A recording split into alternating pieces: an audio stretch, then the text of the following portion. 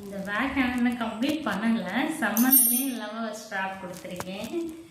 இது ஏன் அப்படி கொடுத்தேன் அப்படின்னா, அந்த பிளாக் கலரில் போட்டால் அந்த பேட்டர்ன் ஒழுங்காக தெரிய மாட்டேங்குது. நம்மளுக்கு வந்து அதோட நூல் வந்து தடிமன் இந்த மாதிரி தடிமனான ஒரு நூல் இல்லை. அப்போ அது போட்டோம்னா நமக்கு இழுக்கிற மாதிரி இருக்கும். இதுதான் வந்து நமக்கு நல்லா ஸ்ட்ராங்காக இருக்கும். பட் இதுலேயே வந்து பிளாக்காக இருந்துச்சுன்னா என்ன செம்ம சூப்பராக இருக்கும். இந்த மாதிரி நூல் நிறைய வாங்கி வைக்கணும். அப்போ தான் நம்ம அழகழகாக போட முடியும். பேட்டர்ன் மட்டும் தெரிஞ்சால் போதுமா, நூலுமே நல்லா நைட்டாக இருந்ததுன்னு நல்லா இருக்கும். இதுதாங்க பேகு. பட் என்ன ஃபினிஷ் பண்ணலை, சரிங்களா?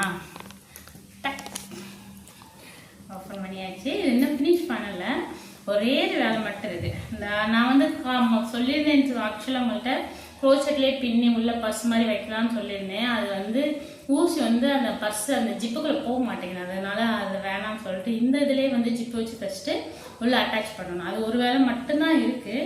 அவ்வளோதான், ஆல்மோஸ்ட் முடிய போகுது. அதை மட்டும் முடிச்சுட்டு கம்ப்ளீட் பண்ணிட்டு உங்கள்கிட்ட காமிக்கிறேன். இதையுமே கொஞ்சம் அட்டாச் பண்ணி வைக்கணும். அவ்வளோதான். இந்த மாதிரி பேக்கு இது எப்படி இருக்குன்னு சொல்லிட்டு கண்டிப்பாக சொல்லுங்கள். கண்டிப்பாக லைக் பண்ணி ஷேர் பண்ணுங்கள்.